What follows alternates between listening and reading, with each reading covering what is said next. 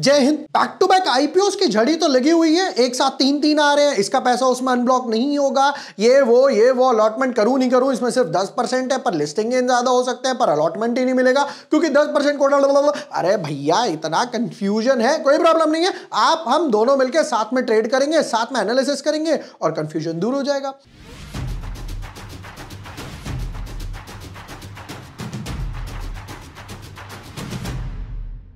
Hi everyone, my name is Zubor Varshney. I am a SEBI registered research analyst. एक और IPO आया है, ममता machinery करके है नाम कंपनी का। भाई देखते हैं, बहुत छोटा सा ही टाइनी आईपीओ है, पता नहीं मेन बोर्ड में कहां से आ गया। आपको एसएमई में आना चाहिए था, कोई प्रॉब्लम नहीं है। अब आप आए हो तो हम आपका स्वागत करेंगे, स्वागत में आपके एनालिसिस के पॉइंट्स बिछाएंगे और देखते हैं कि भैया आपकी और हमारी मशीनरी साथ बैठेगी या फिर नहीं बैठेगी। But yes, before moving ahead, अगर अब आपने मेरा चैनल सब्सक्राइब नहीं किया है या फर्स्ट टाइम मेरा वीडियो देख रहे हो तो यहां पर आपको एक बटन मिलेगा सब्सक्राइब का, बेल आइकन का, ताकि अगर मैं कभी भी कोई भी वीडियो अपलोड कर रहा हूं तो आपको मिस ना हो जाए। इन्वेंचर्स नॉलेज अभी भी ओपन है, देख सकते हो। फिर उसके बाद इंटरनेशनल जेमोलॉजिकल अभी भी ओपन है, देख सकते हो। ये तीनों तो यहां पर क्लोज हो गए। अच्छा, हमारा जो फाइनल वर्डिक्ट रहता है ना, वीडियो में क्या होता है, डिटेल्ड एनालिसिस होते हैं, प्रॉपर नॉलेज होती है, राइट। बट अगर मार्केट के अप एंड डाउन से कोई भी वोलेटिलिटी इंपैक्ट आता है और लिस्टिंग गेन ऊपर जाते हैं या नीचे जाते हैं, क्यूआई भी नहीं आए, कोई एकदम से इंपैक्ट वगैरह आ गया, तो लास्ट कॉल जो होता है वो मैं ट्विटर और टेलीग्राम पे हमेशा देता हूं। जैसा आप ये देख सकते हैं, मैंने डाला था IPO closing main board, right. मैंने मोबीक्विक के लिए डाला, विशाल के लिए डाला, फिर साई लाइफ साइंस के लिए डाला, सेफ ट्रेडर्स के लिए भी डाला, फिर ये एसएमई आईपीओ वगैरह यहां पर मैंने सब कुछ लिखा था। तो जो लिंक है डिस्क्रिप्शन और पिन कमेंट में मिल जाएगा। फ्री टेलीग्राम चैनल या ट्विटर हैंडल है, वहां पर भी फॉलो कर सकते हैं आप लोग। मेन बोर्ड आईपीओ की बात करते हैं तो ये तीनों तो क्लोज हो गए यहां पर, विशाल क्लोज, साई और वन मोबीक्विक। अब आपके पास क्या अवेलेबल है, अब वो देख लेते हैं। अब आपके पास इन्वेंचरस ओपन है, इंटरनेशनल ओपन है, फिर ट्रांसरेल, इसका भी प्राइस बैंड और ये सब नहीं आया है, आने दो, वीडियो बना दूंगा। बट यहां पर एक प्रॉब्लम अगेन होगी, और वो क्या होगी, वो ये होगी। अब ये पहले ये तीन बाबा बंगाली के पास गए, अब ये दोनों जा रहे हैं 19-23, 19-23, 27-27। अरे क्या चल रहा है यार, क्रेजी मैन। तो यानी कि इन दोनों में क्लैश होने वाला है, एक लड़ाई होने वाली है। इसका प्राइस बैंड नहीं है, सिर्फ ममता का है। तो आज एक काम करते हैं, ममता के एनालिसिस कर लेते हैं, मतलब ममता मशीनरी के एनालिसिस कर लेते हैं। नलायको उल्टा ही समझते हो हर बार। चलो आ जाओ, देखते हैं भाई कंपनी क्या करती है। ऑलराइट, इनकॉर्पोरेटेड अप्रैल 1979, बादा आदम के जमाने की कंपनी है, ऑलमोस्ट 40 साल, और इनफैक्ट मोर देन दैट, उससे वो ऊपर। Mamata machinery limited manufactures and exports machines for making plastic bags, pouches, packing and extrusion equipment वगैरह। अच्छा, मतलब ये जो मटेरियल बनाते हैं लोग, जो लोग प्लास्टिक बैग बनाते हैं, जो लोग पाउच बनाते हैं, पैकिंग मटेरियल्स बनाते हैं, उनकी जो मशीनरी है ये वो बेचते हैं। The company provides manufacturing solutions for the packing industry। ठीक है, ग्रोइंग इंडस्ट्री तो है भैया, ई कॉमर्स का जमाना है तो पैकिंग इंडस्ट्री तो ग्रो करेगी।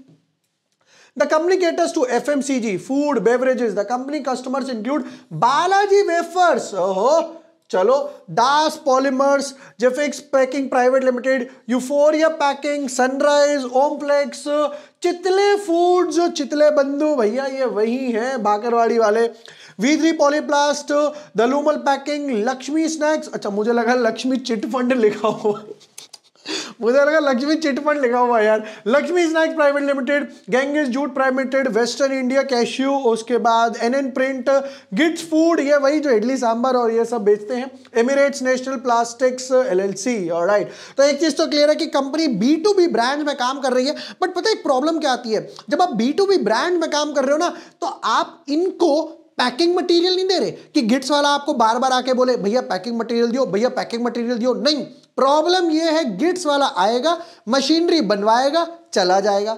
गिट्स वाला बार बार आपको बिजनेस नहीं देने वाला जब तक उसकी मशीनरी में कोई प्रॉब्लम नहीं आती या मशीनरी ही ऑब्सोल्यूट नहीं हो जाती। Next, as of this, the company exported machines to 75 countries. The company has international offices in Brendan, Florida. फिर उसके बाद sales office in 5 countries, Europe, South Africa and Asia. The company has 2 machining facilities, one in India, one USA. अच्छा, बनाती सिर्फ 2 जगह ही है, बेचते यहां पर 5 जगह पर है।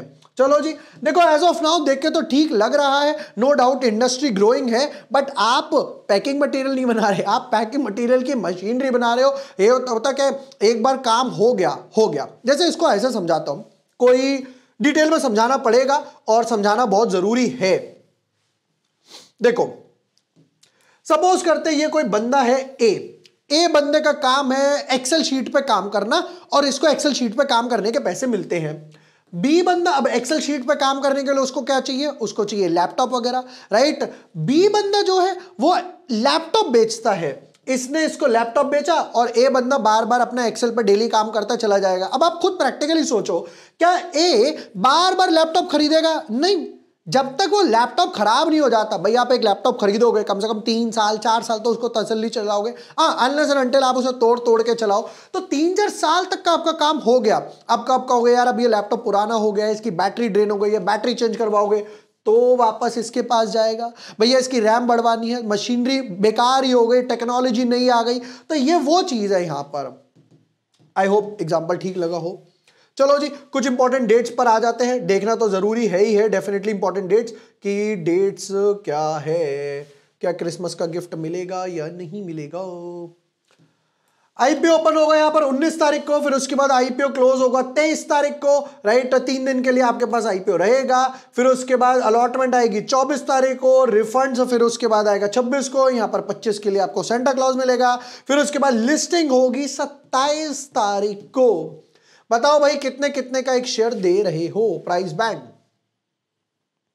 देखिए, कहते हैं फेस वैल्यू 10 है, यानी कि बढ़िया है। प्राइस बैंड 230 243, अगर अप्लाई करना है तो यहां पर 243, या सीधा आप कट ऑफ प्राइस भी डाल सकते हो, एक ऐसा आपको डब्बा मिलेगा, वहां पे कट ऑफ डाल दो। लॉट साइज कितना है, लॉट साइज 61 शेयर्स का है। अब देखिए कंपनी बोलती है कि भैया मुझे 179 राउंड ऑफ टू 180 करोड़ रुपए चाहिए, और पूरा का पूरा OFS है 100%, एक भी रुपया कंपनी के पास नहीं जाने वाला। आप भर भर के आईपीओ भरो, सोचो अरे मजा आएगा, कंपनी ग्रो करेगी और मशीनरीज बनाएगी बेचेगी, नहीं। कह रहे कि भैया पूरा ऑफर फॉर सेल है। ये जो आपको नीचे राइट, एडिटर को बोलूंगा यहां पर एक गंगा डाल दे, तो यहां पर ना एक गंगा बहती हुई दिखाई देगी, उसमें ये लोग हाथ धो रहे हैं, बुल मार्केट की गंगा बोलते हैं उसको। QIB को देने वाले हैं 50%, रिटेल वालों को 35%, तो अगर अप्लाई करना है तो 35%, वैसे ही बहुत छोटा आईपीओ, उसमें भी सिर्फ 35% मैक्सिमम सेबी की लिमिट है। चलिए, एक एक लॉट का साइज तो रह गया, वो तो मेन है। कहते हैं भाई रिटेल वालों को अगर आप एक लॉट लेने आओगे तो हम आपको देंगे 14,800 का, और 2 लाख से ऊपर एप्लीकेशन है तो आप ऑटोमेटिकली HNI में चले जाओगे। अच्छा, ये जो कैटेगरीज होती है ना, HNI और रिटेल वगैरह, इन सब में कोई लॉक इन नहीं होता, सिर्फ और सिर्फ एंकर इन्वेस्टर्स के लिए ही लॉक इन होता है। रिटेल, HNI ये सब बिंदास है, मन करे बेचो, मन करे रख लो। चलो फाइनेंशियल्स बताओ भाई, कितना कमाते हो, कितना गवाते हो, क्या कुछ बचता है या नहीं बचता है।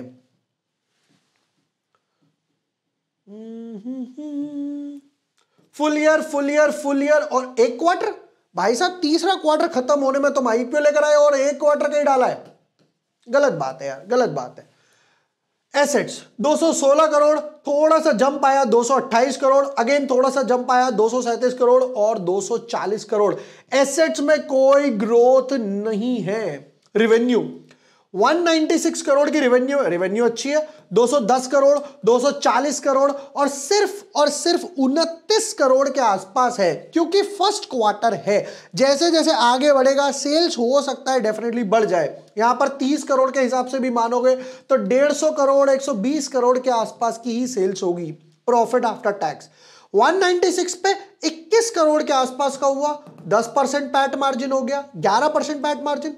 210 पे 22 करोड़, अगेन 10%। अब की बार बढ़ गया 240 पे 36, तो ये 15% पैट मार्जिन में बढ़ गए, बढ़िया बात है। और अभी सिर्फ 22 लाख के आसपास है, मे बी भाई फाइनेंशियल ईयर स्टार्ट हुआ है, धीरे धीरे कंपनीज जो आएंगी मशीनरीज वगैरह खरीदेंगी, सिर्फ 22 लाख का ही प्रॉफिट है।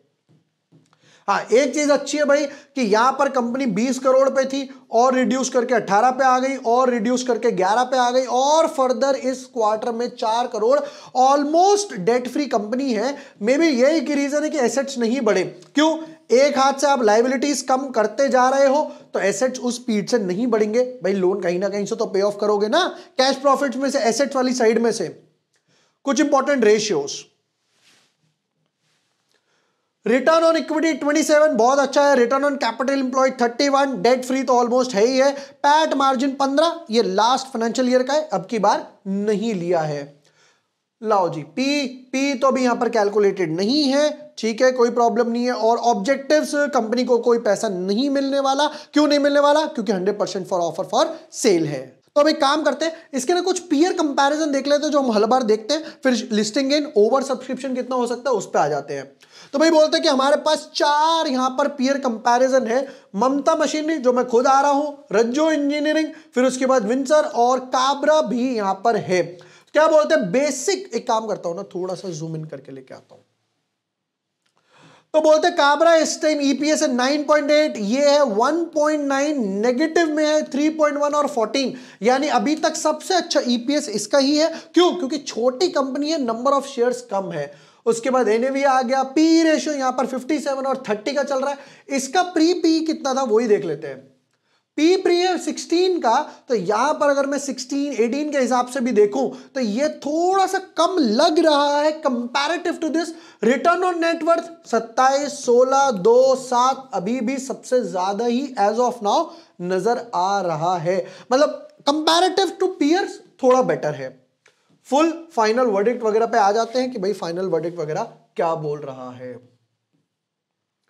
देखिए, नंबर 1, इंडस्ट्री तो अच्छी है, B2B क्लाइंट्स है, बट आप मशीनरी के आगे थोड़ा सा और बड़े डाइवर्सिफाई करें, इंजीनियरिंग वगैरह में आ जाओ तो थोड़ा सा और बेटर काम हो जाएगा, मे बी 2 साल 5 साल बाद आ जाए। अब आते हैं फाइनल वर्डिक्ट पे। देखो, पीयर कंपैरिजन के हिसाब से तो डेफिनेटली अच्छा लग रहा है, ऑफर फॉर सेल पूरा है, बट हाँ छोटी सी कंपनी है, आईपीओ ही छोटा सा है, थोड़ा सा मिक्स लेकर आते तो और अच्छा बनता। पैट मार्जिन जो 10 से 15 हुआ है वो अट्रैक्टिव है, डेट फ्री है, ये ज्यादा और अट्रैक्टिव नजर आ रहा है, क्योंकि उस टाइम पे सिर्फ एक ही आईपीओ आ रहा है, बाकी वो आईपीओ आएगा तो डिपेंड करेगा क्या उसका प्राइस बैंड है, उसका प्रॉफिट मार्जिन क्या है उन पे। Over subscription, listing gain, over subscription की बात करूं तो इजीली, क्योंकि छोटा आईपीओ है तो 100 टाइम्स ओवर सब्सक्राइब होगा। क्यों? क्योंकि ये जो 3-4 आईपीओ आ रहे हैं ना, इनकी मैं बात कर रहा हूं, ये सब क्लोज हो जाएंगे, 20-19 को तो ये लिस्ट हो जाएंगे, तो मेरे पास 23 तारीख के लिए फंड फ्री हो जाएगा, राइट। तो 100 टाइम्स के हिसाब से ओवर सब्सक्राइब होगा। अब जितना ओवर सब्सक्रिप्शन उतनी डिमांड, सप्लाई कितनी लिमिटेड। क्यों भैया? यहां पर क्यूआईबी वाले भी निकल जाएंगे, फिर रिटेल और एचएनआई वाले ही रह जाएंगे। तो यहां पर मैं जो लिस्टिंग गेन देख रहा हूं वो 25 to 45% के आसपास है, राइट। बाकी जैसे जैसे आएगा मैं फर्स्ट हैंड इंफॉर्मेशन अपडेट कर दूंगा, या दोबारा से एक वीडियो बना दूंगा, या फिर जैसे आप लोगों ने लास्ट टाइम भी मेरे को बोला था कि भैया इन तीनों का कंपैरिजन बनाइए, विशाल साई और मोबिक्विक का, राइट। और आप देख सकते हो मैंने यहां पर कंपैरिजन का एक वीडियो भी बनाया था, टॉप 3 का, 75,000 व्यूज भी इसको मिले थे। तो ये दोनों भी साथ में आ रहे हैं, ट्रांसरेल और ममता। इसका प्राइस बैंड आने दो, आप लोग बोलते हो कि हाँ भाई कंपैरिजन बनाओ, तो मैं कंपैरिजन बना दूंगा, अगर आप लोग बोलते हो तो ही मैं बनाने वाला हूं। ये थे यहां पर ममता मशीनरी के लिस्टिंग गेन कितने हो सकते हैं, ओवर सब्सक्रिप्शन कितना हो सकता है, फंडामेंटल कितना है, ओएफएस कितना है, छोटा सा आईपीओ, डिटेल्ड एनालिसिस है। बाकी जैसा मैंने आपको बताया ट्विटर और टेलीग्राम के बारे में, जिसका लिंक मैं आपको डिस्क्रिप्शन और पिन कमेंट में देने वाला हूं, फ्री है, जाके ज्वाइन कर सकते हो। वीडियो पसंद आया हो share with friends, like and subscribe. Thank you for watching the video, lots of love.